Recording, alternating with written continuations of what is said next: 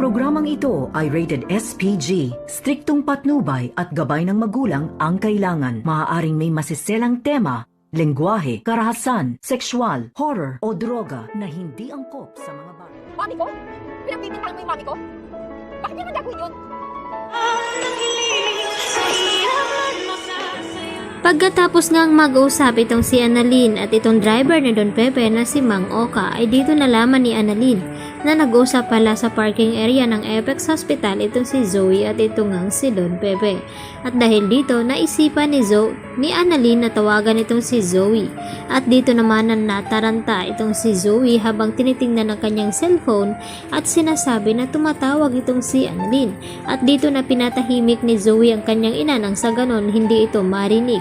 At dito na nga sinagot ni Zoe ang tawag dito ni Annalyn. At tinanong ni Annalyn itong si Zoe kung nasaan daw siya ngayon. At ang sabi ni Zoe na narito nga daw siya sa Apex Hospital. At may mga pasyente pang ginagawa. At nagsisinungaling itong si Zoe. At dahil dito, sinabi ni Annalyn dito kay Zoe na wala bang kinalaman itong si Moira sa pagkawala dito ni Don Pepe.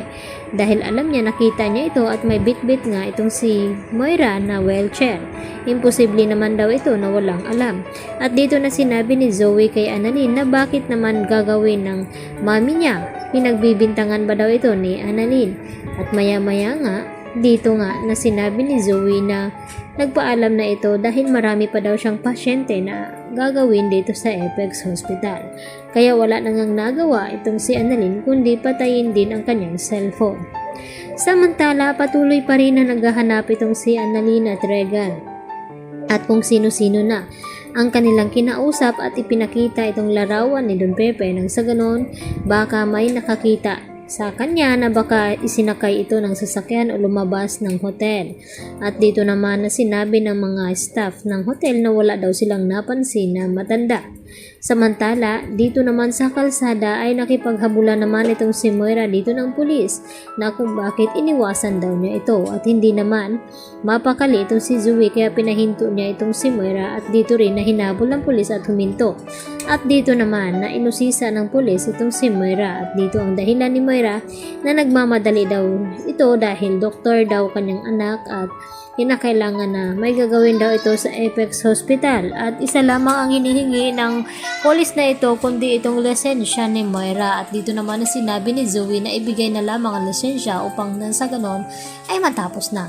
At maya-maya nga ay may narinig silang kumalabog sa likuran ng compartment ng kotse dito ni Moira at dito naman nagtataka itong pulis na ito at dito na sinabi ni kay Moira na kung ano daw meron sa likod may tinatago ba daw sila at hanggang sumisigaw na nga itong si Don Pepe na tulong dahil gusto daw siyang ipaligpit dito ni Moira ng kanyang manugang at maya-maya nga nagulat itong si Don Pepe nang biglang buksan ng pulis na ito ang likuran ng kotse dito ni Moira at nagmamakawa itong si Don Pepe na tulungan ito dahil gusto nga daw siyang itago o paslangin ng kanyang manugang at wala pang aksyon na ginagawa itong si pulis baka ay manipulahin ito ni Moira at masuhulan na naman ng pera. Samantala, pumunta agad itong si Annalyn dito sa Apex Hospital at dito nagpang-abot itong si Annalyn at sakto naman na dumating itong si Joy at dito na tinanong itong si Zoe na kung saan daw ito nagpunta kung bakit ngayon lang ito dumating. Kaya nalaman dito ni Annalyn na nagsinungaling itong si Zoe, yun pala ay wala naman pala siya dito sa Apex at hindi pala naka-duty at dito na nga nahulaan ni Annalyn na may kinalaman nga ito sa pagkawala ngayon ni Don Pepe. Sakto nagtataka naman itong si Kinito kung bakit na-delay ang flight dito ni Don Pepe kaya agad dito napabalik. At agad na pinuntahan itong si Giselle at RJ at agad na ipinaalam at ipinakita ang kopya na hawak nito ng DNA result ni Zoe at Annalyn dahil sa pinagawa daw ito ni Don Pepe sa kanya bago daw sila nagkahiwalay at nauna sa US itong si Kinito. Kaya malalaman na yan bukas ni Giselle at RJ na baka may kinalaman talaga itong si Moira at Zoe sa pagkawala ng kanilang ama dahil sa resulta ng DNA result na hindi nga kadugo itong si Zoe. Yan ang ating pakatutukan bukas sa Abot Kamay na Pangarap.